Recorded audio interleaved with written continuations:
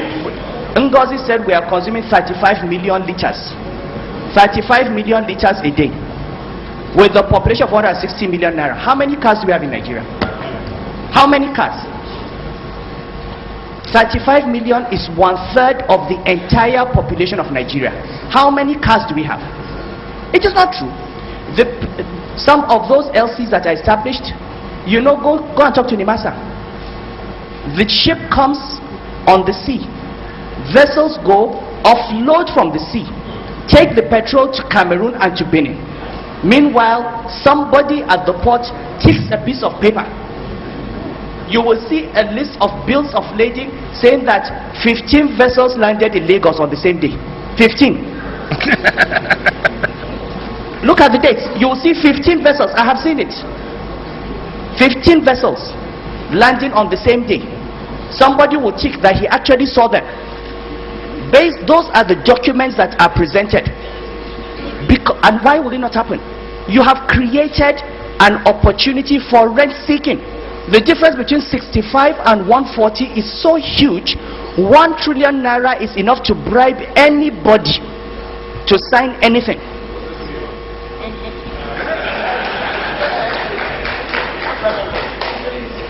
Okay, I'm ready to believe that 1 trillion cannot bribe all this. So maybe you need 5 trillion. But the point I'm making is that we talk about corruption. But corruption thrives on opportunities that we create for people to be corrupt. And you need to shut off those opportunities. If you say you have a subsidy, and if the poor people of Nigeria are not buying fuel at 65 naira per liter, then it is not a subsidy, it is rent. So what we are saying is, I am not a proponent for removal of subsidy, I am a proponent for removal of rent. Now let's look at the impact of this distortion on the system and on the economy. And let us talk about the areas that we are going. I'm speaking for Ngozi and for Dizani here and everybody. Let us talk about the things we all agree on.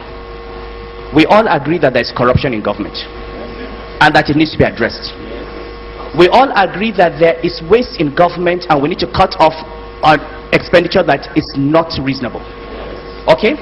We all agree that government has been inefficient, that delivery has not been good, and that we need to improve on execution and delivery. Okay, so we're not here to debate that. And as Nigerians in the public and private sector, we are all responsible. I go to private sector meetings and they say government is so corrupt. I say, how many of you can swear that in your life you have not offered a government officer bribe? How many? Because corruption is the private sector that bribes public officers. So we all have to stop. So let us not argue about that. Let us agree that this is not the issue today. It's not about saying that the government has earned your trust. Now let's look at the impact on the economy of this subsidy. Between January, I'm giving you more facts, other than facts given by the coordinating minister. Between January and November, the total amount of foreign exchange we sold to petroleum marketers at WDAS and Interbank was in excess of $8 billion. Over the same period, the total amount of subsidy that was given to these same marketers was another $8 billion. That is 16 billion. 16 billion.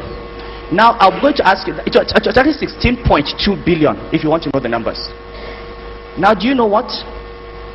The total amount, at least from my records, the total amount of money that the government earned, that came to us in the Federation Reserves from the entire oil sector in the same period was 200,000 less than that. We spent more money paying for LCs and paying subsidy than we earned from the oil sector. Now ask yourselves, is this a country?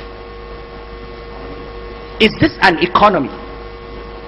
You're borrowing, we have spent 1.4 trillion naira, 1/3 of total government expenditure subsidizing petroleum products.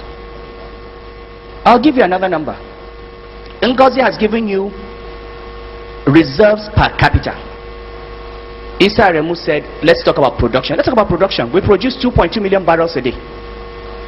With our population of 160 million, every day Nigeria produces 1 barrel of oil for 80 Nigerians. Okay? 1 barrel for 80 Nigerians. Look at all the other OPEC countries. The nearest to us is Algeria, which has 1 barrel for 30. And Algeria is a gas producing country. Saudi Arabia produces 1 barrel of oil for every 3 citizens every day. Okay? Now, you produce 1 barrel for 80. Your share of revenue of that barrel is maybe 50%. So you can, for effectively say it's 1 barrel for 160 Nigerians. They need power. They need infrastructure. They need medical care. They need food. You need to pay salaries. Women are dying every day in childbirth. Children are dying of malaria. People are dying of AIDS. You need roads. You need petroleum subsidy. Please give me your hierarchy of priorities. What would you sacrifice? We are taking 1/3 of that money and paying petroleum subsidy, leaving 2/3. And out of that 2/3, Ngozi will tell you 70% goes to pay salaries. The same people are talking about government expenditure. If you say you are going to retrench workers in the civil service, they will be up in arms. How do you reduce salary? How do you reduce the salary bill? The same people that have said we want minimum wage of 18,000 naira are saying you are spending too much. Where is the money going to come from?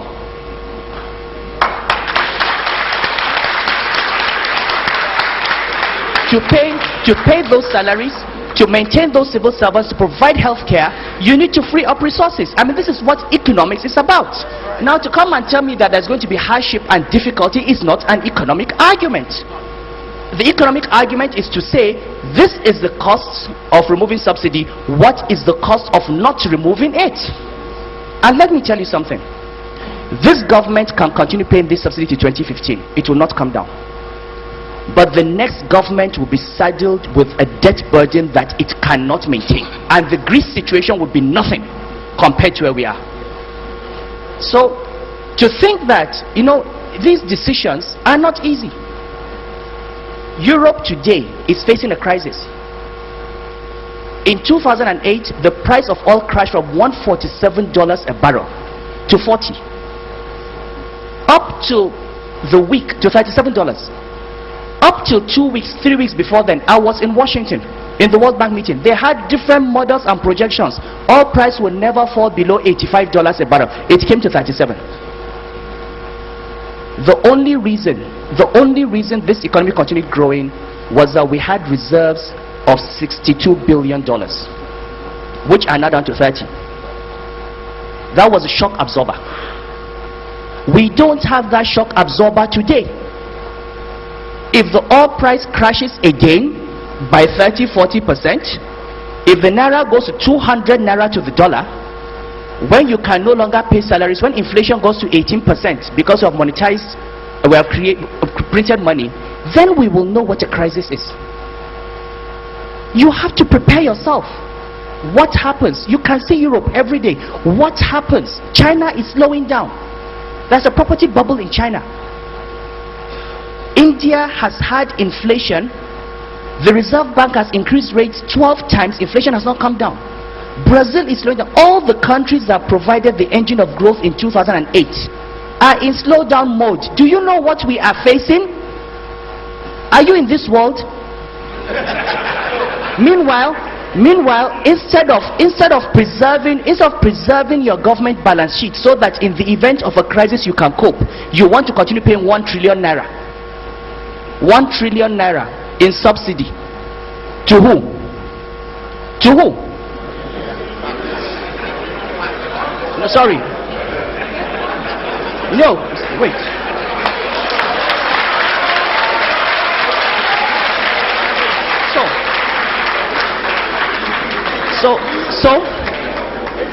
So fine.